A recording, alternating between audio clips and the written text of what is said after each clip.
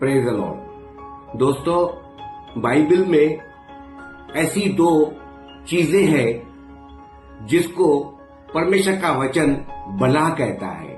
बला यानी डरावनी चीज बला कहते हैं।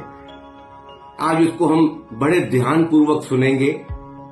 वो कौन सी चीज है जिसको परमेश्वर का वचन बला कहता है, और वो ऐसी चीजें हैं जो हमारे पास रहती है, अभी भी हमारे पास है।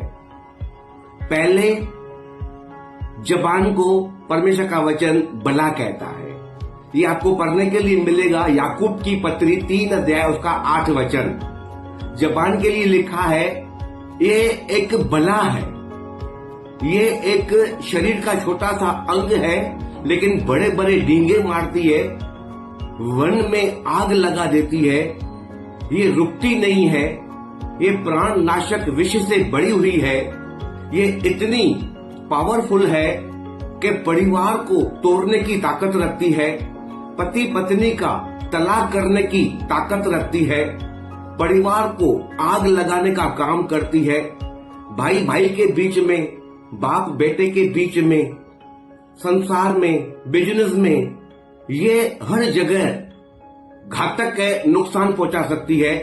और याकूब की पत्री में क्लियर लिखता है याकूब कि इस जबान को कोई मनुष्य वश में नहीं कर सकता, ये ऐसी बला है। वन पंछियों को, जानवरों को, घोड़ों को वश में कर सकते हैं, पानी के जहाज को घुमा सकते हैं, लेकिन कोई मनुष्य इस जीव को वश में नहीं कर सकता। ये इतनी पावरफुल बला है। जैसे मैं आपको एक एग्जांपल बताता हूं। एक बार दांतों का 32 दांत होते हैं मुंह में, और बीच में जबान रहती है। दांतों का जबान के साथ लफड़ा हो गया, झगड़ा हो गया, तो दांत बोल रहे हैं जबान को कि हम तुम्हारे चारों ओर फैले हुए हैं, हम तुमको चबा देंगे, खत्म कर देंगे, तू बहुत डींगे मारती है। तो जबान मुस्कुराने लगी, हंसने लगी। जबान दांतों से कहने लगी कि तुम मेरा कुछ नहीं बिगाड़ सकते। दांत हैरान हो गए, बोले हम 32 है, तू एक है, और तू हमको चैलेंज करती है कि तुम मेरा कुछ नहीं बिगाड़ सकते, कैसे? तो जबान बोलती है मैं किसी पहलवान के सामने खड़ी होकर उसको माँ बहन पे गालियां दूंगी, और जब पहलवान को गाली दूंगी वो तुमको मुंह पर मुक्का मारेगा, तुम 32 के 32 बाहर निकल आओगे।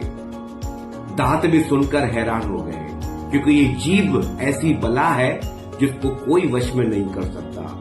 भाइयों, हम कल वीडियो में एक और बात को सुनेंगे जिसको परमेश्वर का वचन बला कहता है। God bless.